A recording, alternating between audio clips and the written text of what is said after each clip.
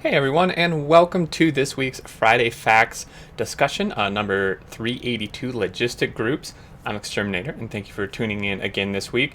And we have some really interesting stuff this week. Now, I probably say that every week, but this is interesting in it definitely has some what I consider fairly big implications going forward. Not necessarily bad, but just definitely some changes that are not all new things, but actual changes to things that exist.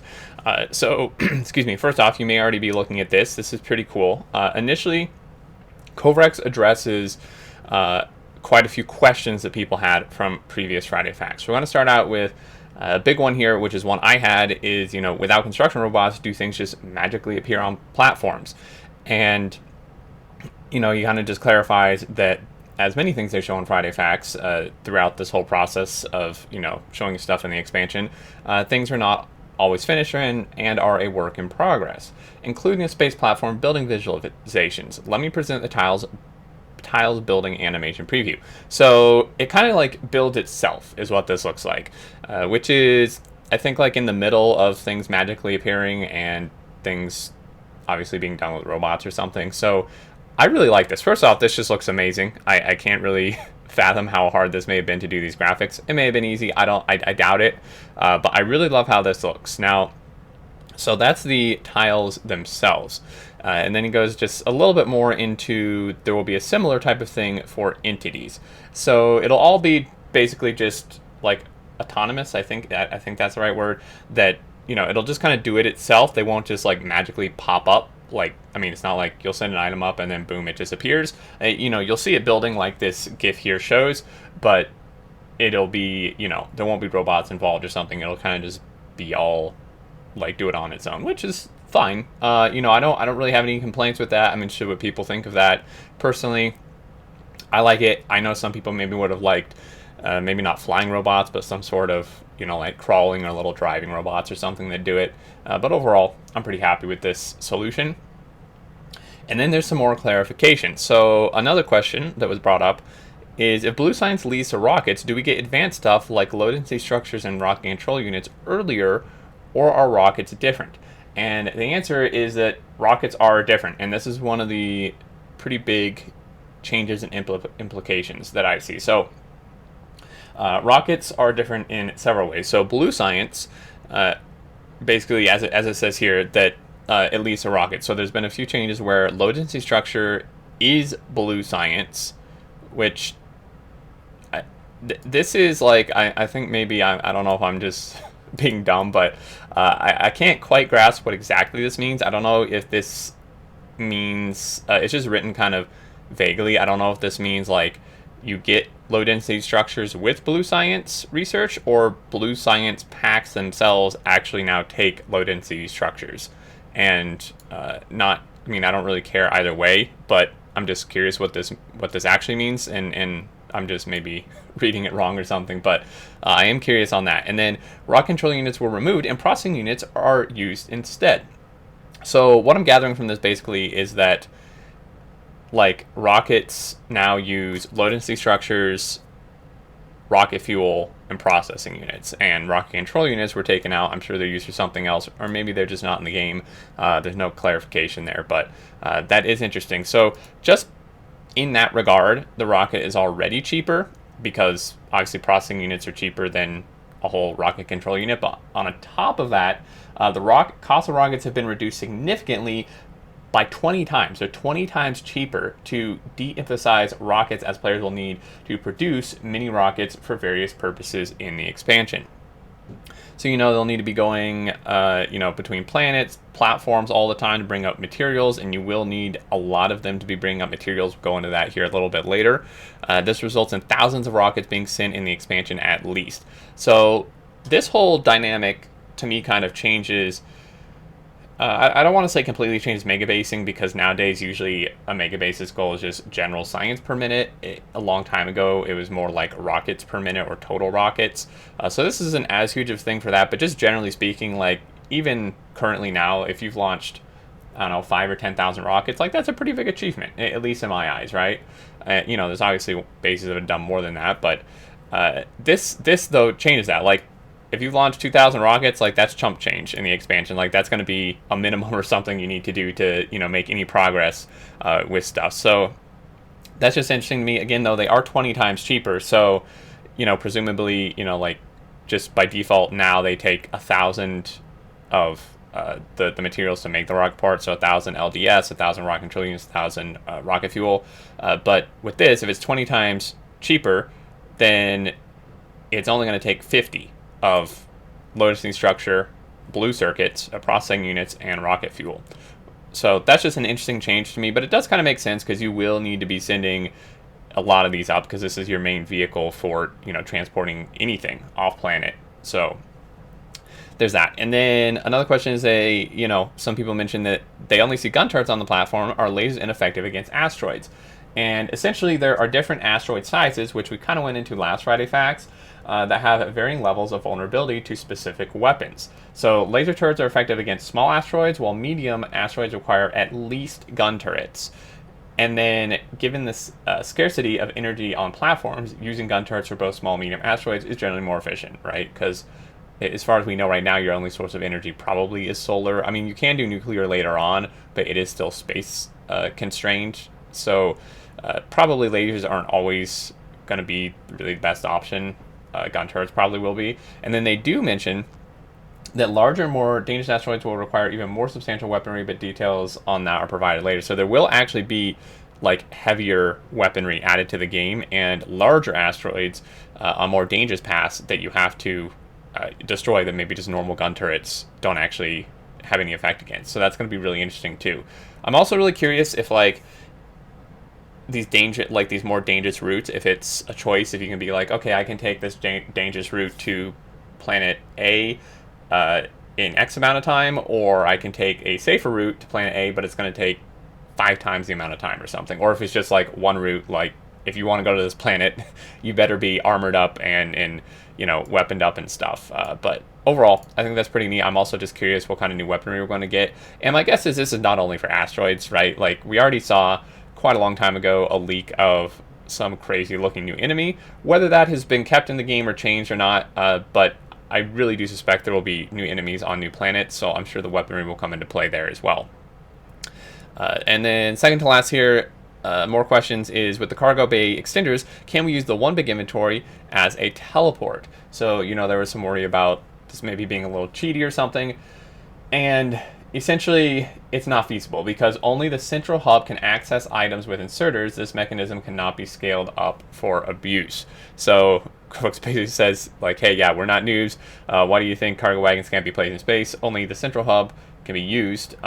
So it can't be, like, you can't just have, like, normal requester chests or something requested in and have it, like, teleport it around or whatever. Like, this can't really be abused. And then there's even more on that kind of later. So why can space platforms, not have holes? Basically, the gist of this is that they just want to kind of make things a little more, I don't want to say complicated, but make things not quite as easy for doing these like super perfect efficient space platforms.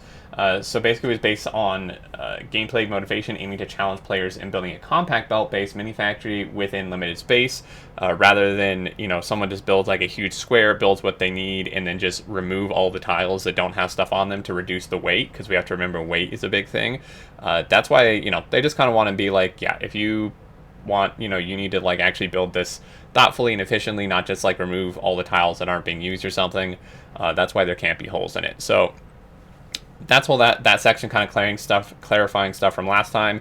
And it did clear up some questions I had. Some of these I hadn't really considered myself, but like the big one was the, you know, do things magically appear? And honestly, like I said, I'm pretty happy with this conclusion. Now we go into rocket carry capacity. So basically, how to even define the capacity. So currently, you know, rocket has room for one stack, and it can be one stack of anything. You can send rocket silo up on a rocket. You can send anything that, you know, there's just one room for one stack. It typically used for satellites, of course. But they had to kind of balance this because that's not always going to be applicable. So rather than using a fixed amount of item stacks, the capacity of rockets is determined by weight. And there were comments in some of my previous videos where I mentioned that, I wondered what gravity, what like gravity and pressure and stuff, would be used for in the game, because we saw that in the remote view. And this is probably one of those things. So now every item in the game is assigned a weight, basically. So the axiom used is that rockets can carry 1,000 kilograms of goods, and weights of items are derived based on their recipes. So essentially, they just kind of go into some of the problems here, but it's mostly just like the logical stuff you would think of, that some items would be too expensive to transport, like science packs, cheap intermediates like circuits and such, and then some would be way too cheap, like a reactor or rail ramp, transporting them to places if there was no weight assigned. Some items should be too heavy to even transport as a whole, like I said, a rocket silo in a rocket is too much even for Factorio once we are actually like sending them places, not just doing it for fun. And then the recycling could be pretty overpowered and crazy too, because you could send up something super condensed like an express transport belt in stacks and then recycle it and get a bunch of materials. So again, this is why they assign weights to stuff. So essentially they started out by giving ore a weight of 2 kilograms per item. So you could send up basically 500 items, or 10 stacks can fit in a rocket. And then we created an automated formula to derive the weights of items based on their recipes. But I know there may be, when I read this, I was like, oh no, this is going to be so unbalanced. But many items were specifically hand-tuned, manually for their weights and such. This created some rough base for testing, and then we modified many things as they go into. So basically, they say for most non-intermediate utility stuff, it's cut to be at most 1 stack per rocket. Many things are rounded up. In some cases, they bent things a lot, like science packs are expensive, but they can't be recycled, so they allowed 1,000 to fit in a rocket rather than just 1 stack. Modules are expensive, but a whole stack can fit in a rocket, because recycling modules, like, why would you do that, basically? Filling the rocket. So there's 2 main ways, and they already touched on this, so I'm just going to very briefly summarize this whole thing. But basically, you can manually fill it, where you just literally stick items in here, and you're good to go. This is the inventory, so there is 20 inventory slots here. Again, though, it is weight limited, so it's not really tied to the amount of stacks or something. It's what the weight of each of those things is. And then the automatic way, which they went into in another Friday Facts, is you can turn on requests, and the silo basically just acts as a requester itself and requests things that are needed. So the thing is, it requests one type of item based on the platform's request. It typically waits for a full rocket full of that item before launch to reduce chances of you wasting capacity and stuff. But the one thing is, it does say, like, where it says that it will only silo request just one type of item, so you can only do one at once, I'm assuming. But there's a bunch of request slots, so maybe I'm just misreading this. But I think maybe what this means is, so it's requests for space platforms. I'm guessing that the space platform, like, say it needs 3 different items, it'll just request one at a time. So that, because if it requests everything at once, there could be some weirdness with, like, going over the weight or something. So, like, if it needs, like, iron circuits and red science or something, for example, I'd request, like, iron first. Once that's fulfilled, then it would put in a request for circuits, and then that's done, and then it's set request for red science, is my understanding here. Again, I'm not sure why this has so many, if that's the case, but for special case, they added custom minimal payload to set a lower launch threshold, which might be used for very expensive low throughput items. So yeah, you can set a lower threshold if you want to, which is super nice. You're not forced to wait for it to be full. And since rockets are pretty cheap, I definitely can see using this myself, at least. And then players traveling into space is kind of another question. We do get kind of a look here at what this GUI maybe looks like. So quality, that's the quality. And then so like 50 to infinite. So this is where you can set it, custom minimum payload, import from. So we can kind of get an idea of this. So players obviously could be a little cheaty, because you could, like, fill your inventory with modules or rocket silos or whatever, something really expensive, and then launch yourself up. So to kind of combat this, they've made it that when you go to travel to space, you cannot take anything except your armor. So you can take your armor, but you can't take anything else. You can't take okay, you can carry guns too, but you can't take ammo. So no ammo, no inventory. Like, all you get is you, your armor, and your gun, and then you would have to get your materials up there some other way, or have them already up there, or to another planet. So that's just something worth noting, that you can't just go up there with an inventory full of super expensive stuff. Overall logistics. So the last non-explained piece of the puzzle is the way items are transported from orbit back to the surface. And they give a very good infograph here of this. Basically, it's done with a cargo landing pad, which is just like the planet side version of the cargo of this thing here. So the platform. And then also it can be extended with cargo bays like the space platform. And more importantly, you can have only one per planet. And this is another really big thing that kind of hit me. And there's definitely some people asking some questions about this in the forum discussion, and probably Reddit too. I'm very concerned about this, because they do go into their decision on why they did this, which does make sense. And I'm not saying they shouldn't do this, but again, some of these things are incomplete, and there's so much stuff we haven't seen yet. So, we could just be jumping to conclusions, and maybe they've already thought of this solution, because as Kovac said, they're not noobs. But my concern is, like, wouldn't this just become a massive bottleneck for megabases? Because if you can only have one of these per planet, like, you place it, and if you want to import resources from another planet, you can only bring it, like, you can send it to the space platform or what, and such, and then it brings it to here, but you only have one. So it's like, you can only, like, there's just a hard cap. Whereas now in Factorio, it's like the hard cap is, it's basically just your performance, whatever, until your computer, slows down to a point, or you're at like 2 UPS. But with this, it's like, if you can only have one, you can only have however many servers won't fit around it, or, or if it's like you're trying to train the stuff out from this location, like, wouldn't this just become a massive train backup mess if, like, hundreds of trains are all trying to go to this one location to pick up these resources?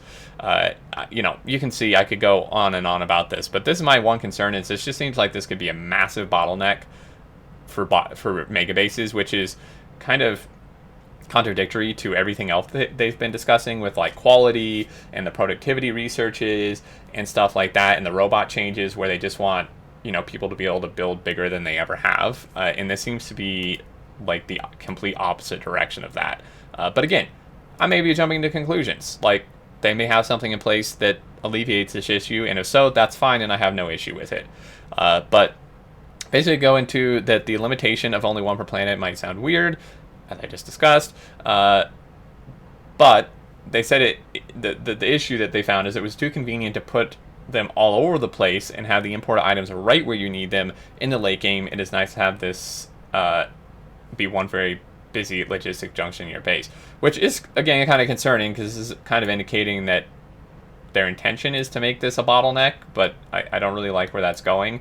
But I do understand where they're coming from. Like, if you could just place infinite of these, then what's stopping you from just having one in, like, every single one of your megabase builds that needs the item? And at that point, you're basically playing Clustorio, but not on different servers, just from different planets. Like, if you can just import the stuff directly into the build, like, that eliminates a lot of logistics. But again, I do see this becoming a really huge issue and bottleneck to just have one of these per planet. So we'll have to see how that works out. Maybe they'll do some more clarification on that.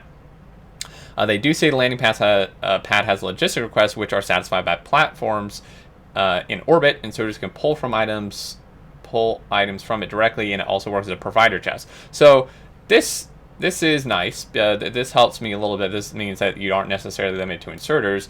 You could just have a bajillion requesters and stuff delivering directly to trains. So that eliminates maybe the unloading bottleneck, but this again still brings into question, isn't this just going to be a massive train and robot bottleneck?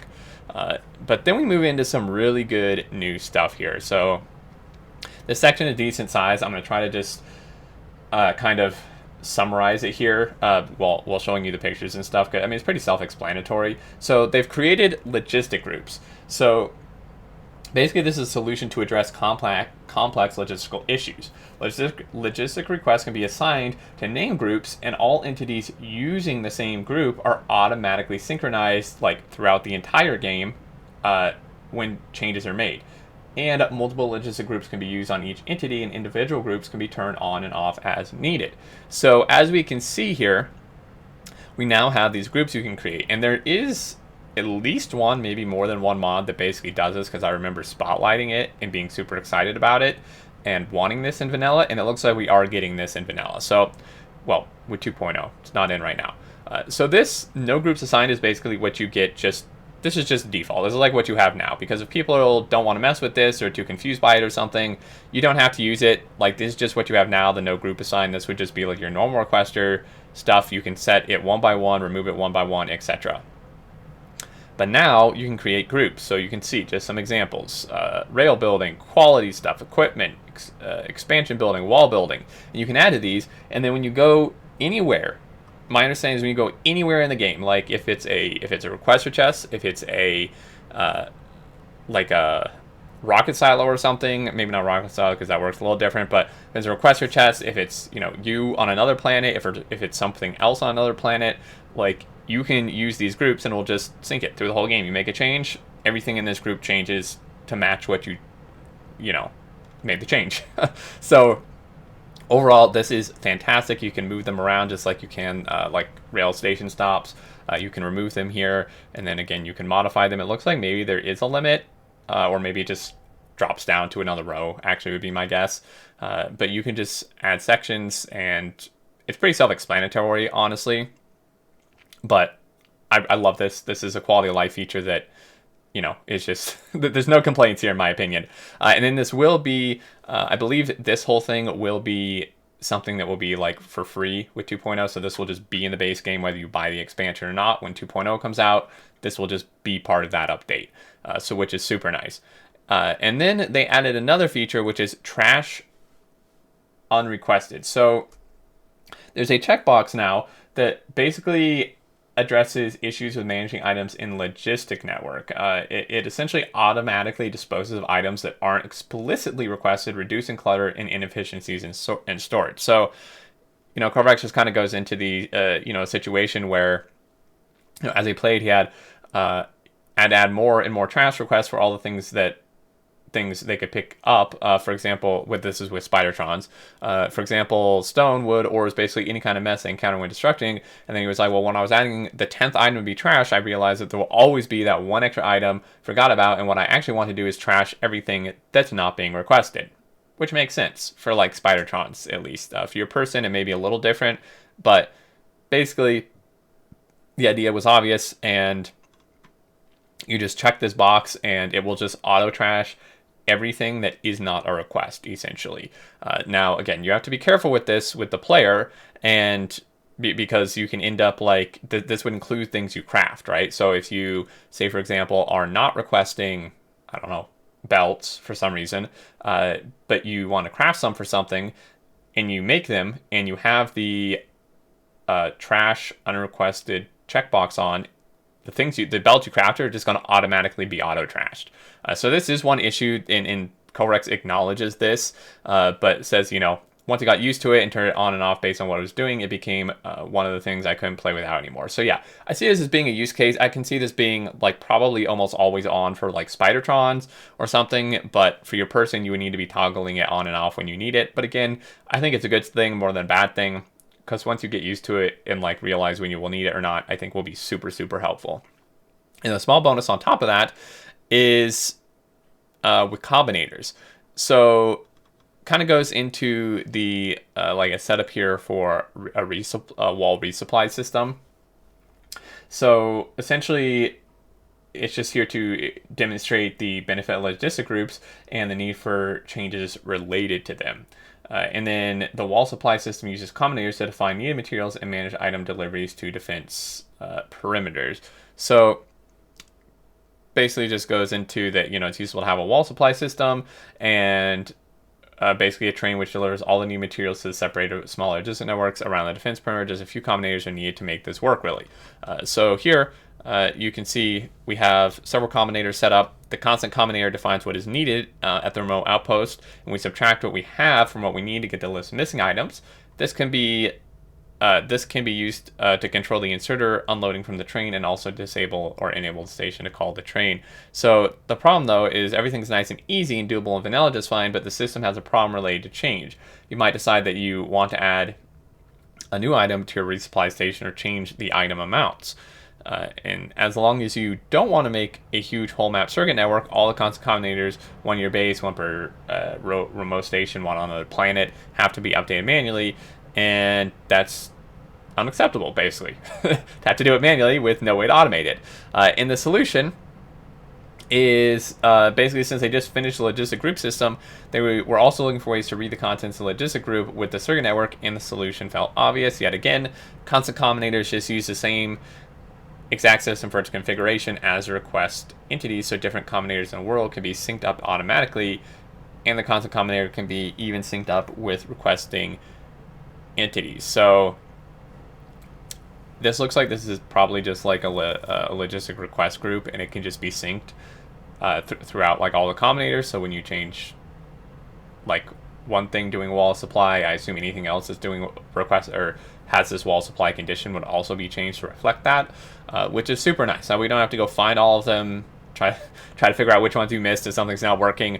Just having it all synced together is really nice. And then Correct says, as you might guess, this is not the last we'll talk about circuit stuff. We have things which both make it more approachable and more powerful, but for now they're going to end it here. Maybe if they make it more approachable, I can actually figure out how to do stuff with circuits. I can do basic stuff, like this kind of makes sense, but much past this is kind of not my forte. But if they can make it more approachable, that would be awesome. Even something like this helps a lot.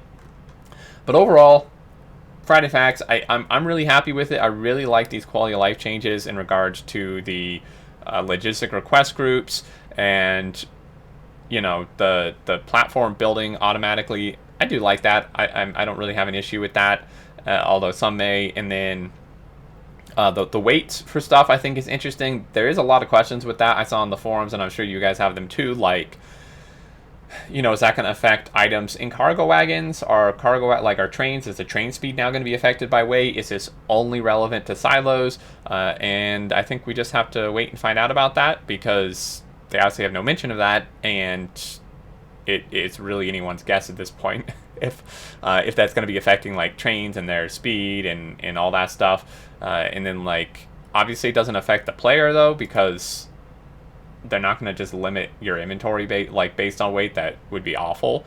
So there are of course some exceptions. And again, you know, this is Factorio. Like, this is still a game where we can put a rocket silo in our backpack. Not everything is going to be perfectly realistic or just like consistent throughout the whole game. Personally, I'm okay with that. The weight system is interesting and does bring up, you know, kind of, there's probably like a lot of what the gravity has to do with stuff maybe, but overall, I like this. I'm really interested to hear what you guys think. As always, down below, you know, what do you think of the weight system? What do you think of this auto building? Are you pleased with the logistic request groups? I also really am interested in thoughts in regards to the thing with there only being one landing pad per